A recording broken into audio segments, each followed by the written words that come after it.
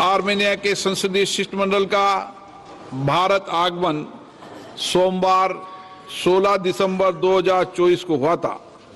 भारत प्रवास में शिष्टमंडल के सदस्यगण दिल्ली के अतिरिक्त 18 दिसंबर को जयपुर और 19 दिसंबर को आगरा भी भ्रमण करेंगे।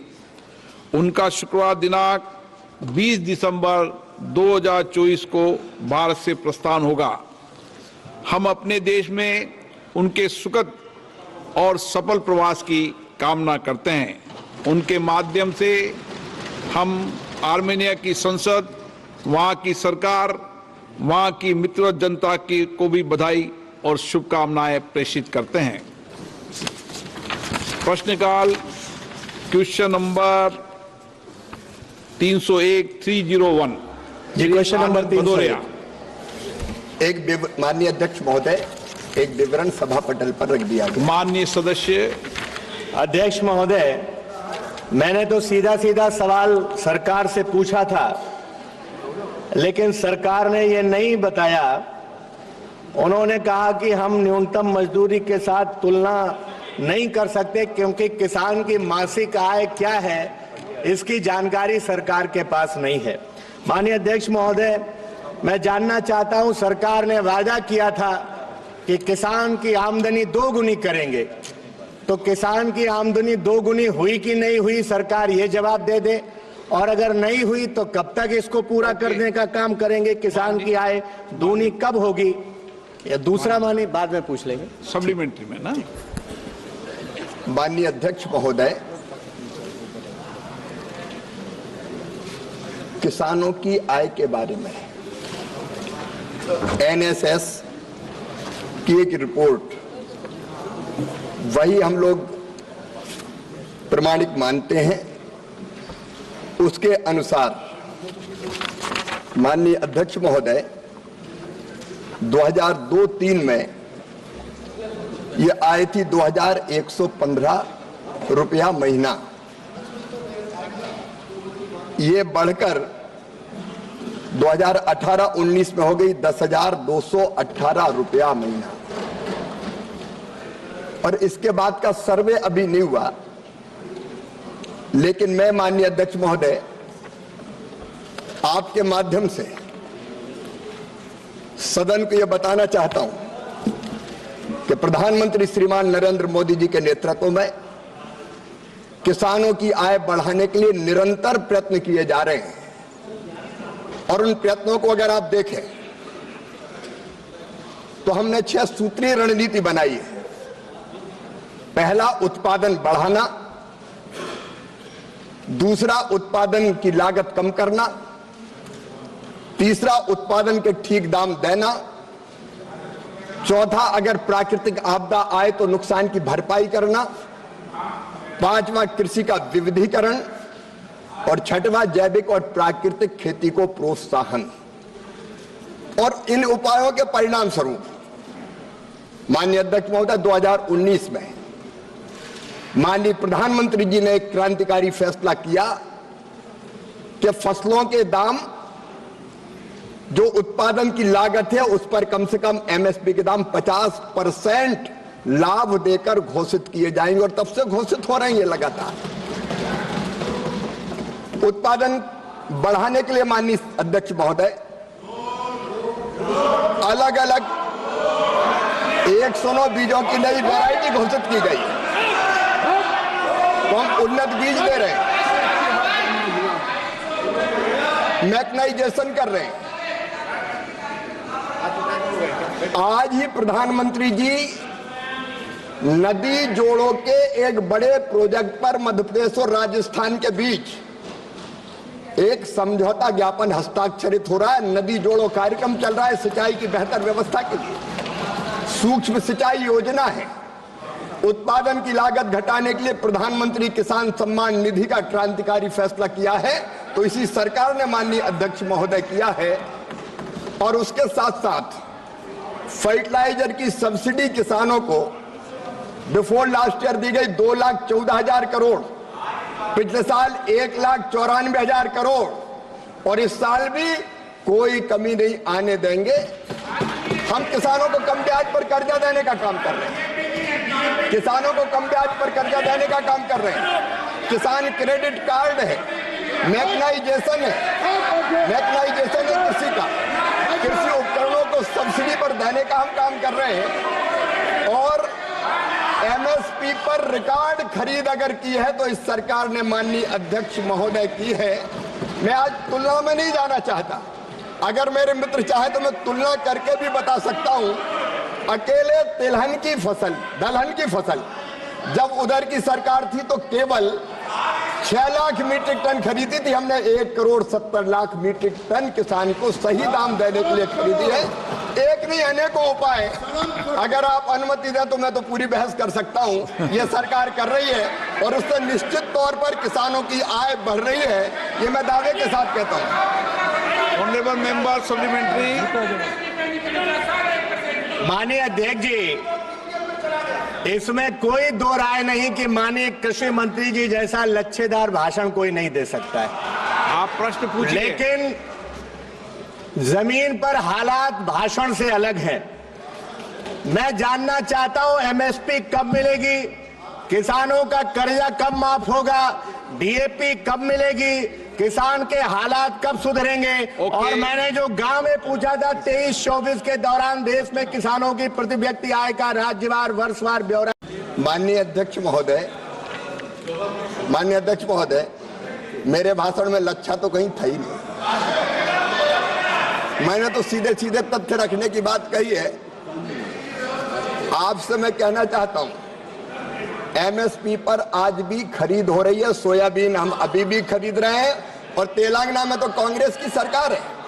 तेलंगाना की सरकार ने कहा कि सोयाबीन का किशन रेड्डी जी बैठे और ज्यादा खरीदना, टारगेट बढ़ा, तो उसकी अनुमति देने का काम भी इसी सरकार ने किया है। माननीय अध्यक्ष महोदय, अधिसूचित फसलों की एमएसपी पर खरीद हो रही है, डीएपी लगातार आ रहा है, किसानों की आय बढ़ाने के निरंतर प्रयत्न किए जा रहे हैं। और आप अगर राज्यवार चाहते हैं कि किस राज्य में किसानों की आय इस आंकड़े के हिसाब से, इस सर्वे के हिसाब से कितनी है, तो माननीय अध्यक्ष महोदय, आंध्र प्रदेश में 10,480, अरुणाचल प्रदेश में 19,225, आसाम में 10,675, बिहार में 7,542, छत्तीसगढ़ में 9,677, गुजरात में 12,631, हरियाणा में 22,841। पूरे आंकड़े, हर एक राज्य की जो आय बढ़ी है 2019 तक, उसके पूरे आंकड़े। और 2019 के बाद और तेजी से ये आय बढ़ रही है। हम कोई कसर नहीं छोड़ेंगे, किसानों की आय बढ़ाने में, दुगनी करने में लगातार हम काम कर रहे हैं। श्री बलवंत वानखेड़े।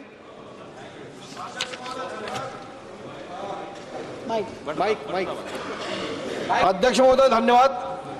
मैं आपके माध्यम से माननीय कृषि और किसान कल्याण मंत्री से ये जानना चाहता हूं कि देश के किसानों का प्रोत्साहन देने के लिए क्या कदम उठाए जा रहे हैं और देश में किसानों के प्रति व्यक्ति आय निर्धारित मूल्यतम मजदूरी के कम है, इसलिए छोटे और न्यूनतम सीमांत किसानों के लिए सरकार कृषि नवाचार और प्रायोगिक औद्योगिक विकास के लिए क्या कदम उठा रही है। माननीय अध्यक्ष महोदय, एक तो किसानों की आय न्यूनतम जो मजदूरी है उससे कम नहीं है, ये गलत है। और किसानों की आय बढ़ाने के लिए मैं फिर माननीय सदस्य से निवेदन करना चाहता हूं, हमने अनेकों योजनाएं बनाई है। माननीय अध्यक्ष महोदय, किसानों को हम अलग अलग योजनाओं का लाभ दे रहे हैं। जैसे मैं पहले निवेदन कर रहा था, सूक्ष्म सिंचाई योजना, मैकेनाइजेशन में सब्सिडी, कम ब्याज पर कर्जा, किसान क्रेडिट कार्ड के माध्यम से हम किसानों को केवल 4% जो हमारा ब्याज है उस पर हम कर्ज देने का काम कर रहे हैं। माननीय अध्यक्ष महोदय, एक नहीं ऐसी अनेकों योजनाएं हैं जिनके कारण किसानों की आय बढ़ाने का हम लोग काम निरंतर कर रहे हैं। लाओ Shri Krishna. Thank you, sir. Thank you for ask this question, sir. So, Minister ji is always positive whenever we reach out to him, sir. Sir, coming to this issue which is regarding Andhra Pradesh, sir, the eligible beneficiaries with regards to PM Kisan is 41 lakhs 84,000 eligible beneficiaries, sir. Actual beneficiaries are 41 lakh 22,000 as of now, sir. There are almost 62,000 farmers which have been left out from PM Kisan. The reason being, there's a policy that is not being updated for the last 5 years. That is the reason. From 2018 December to 2019 April, whoever is having the lands are only considered for the PM Kisan, sir. But after that, so many of the farmers have done gift deeds, sale deeds, or they have given it to the children. But those are not being updated for the last 5 years. Because of this, there are 62,000 farmers which are losing out on a PM Kisan, sir. Not only in our state, but across other states and other states as well, sir. So, if the minister can tell us when this data can be updated, so that these farmers also get benefited. माननीय मंत्री जी, so thank you very much. माननीय अध्यक्ष महोदय, भारत सरकार लगातार प्रधानमंत्री किसान सम्मान निधि के लाभ से अगर कोई किसान वंचित है तो उसको जोड़ने के लिए अभियान चलाती रहती है। अभी विकसित भारत संकल्प यात्रा के दौरान लगभग 1 करोड़ नए किसानों के नाम जोड़े गए किसान सम्मान निधि में। इसके बीच में भी हमने एक अभियान और चलाया था, उसमें लगभग 25 लाख किसानों के नाम और जोड़े गए। मैं माननीय सदस्य से पूरा विवरण प्राप्त कर लूंगा। पहले ये जरूर हुआ कि कुछ जगह राज्य सरकारों ने पूरे नाम भेजे नहीं थे सही, लेकिन पैसा सीधे प्रधानमंत्री जी का कहना है कि सीधे किसान के अकाउंट में जाए, किसी फर्जी किसान के अकाउंट में ना जाए। इसलिए लैंड सीडिंग का काम, कुछ महत्वपूर्ण चीजें हमने जरूर की कि जिसके कारण कुछ किसानों के नाम कम हुए थे, लेकिन बाद में जैसे जैसे राज्यों ने वो औपचारिकताएं पूरी कर ली, हम नाम जोड़ते चले गए हैं। अगर कोई जायज नाम, वाजिब नाम छूट गया है तो मैं आपके माध्यम से वचन देता हूं वो प्रधानमंत्री किसान सम्मान निधि में निश्चित तौर पर जोड़ा जाएगा। श्री अमराराम जी। अध्यक्ष महोदय, धन्यवाद आपको। मैं मंत्री महोदय से जानना चाहता हूं कि आपने 2019 में प्रति परिवार प्रति माह 10,218 रुपए एक परिवार के लिए इनकम बता रहे हैं, जो 60% इस देश की आबादी है, और उसकी इनकम विकसित भारत 2022 में दुगुनी आई। आज आप अंदाजा कीजिए कि ये हालत है, इसका नतीजा है कि पिछले 10 साल में 3 लाख किसान आत्महत्या कर चुके। आपका प्रश्न क्या है? मेरा प्रश्न ये है, न खरीद हो रही है। मंत्री जी बता दे, राजस्थान में सबसे ज्यादा बाजरा खरीद होती पैदा होता है। 1 कुंटल भी आपने खरीदा है क्या? माननीय मंत्री जी, न आपने धान खरीद रहे, और डीएपी का क्या हाल है? एक डीएपी नहीं मिली, अब यूरिया। माननीय अध्यक्ष महोदय, नो एक साथ सारे प्रश्न नहीं पूछे जाते संसद में। माननीय अध्यक्ष महोदय, जब इधर की सरकार थी तो आए थी केवल 2,115 रुपया, अब बढ़ के वो हो गई है। फिर से बताइए। जब इधर की सरकार थी तो आई थी 2,115 रुपया, अब बढ़ के हो गई है 10,218 रुपया। ये हुई है 2019 तक। 19 से लेकर 24 तक के आंकड़े नहीं आए अभी। अगले साल फिर सर्वे होने वाला है। मेरा विश्वास है कि जो कदम प्रधानमंत्री नरेंद्र मोदी जी के नेतृत्व में उठाए गए हैं, ये आए, इससे बढ़ के और ज्यादा बहुत अधिक बढ़िया। माननीय अध्यक्ष महोदय, लगभग दुगनी हुई है। अब जहां तक बाजरे की खरीद का सवाल है, माननीय अध्यक्ष महोदय, हमारी योजना बाजरा खरीद की, लेकिन राज्य सरकार के ऊपर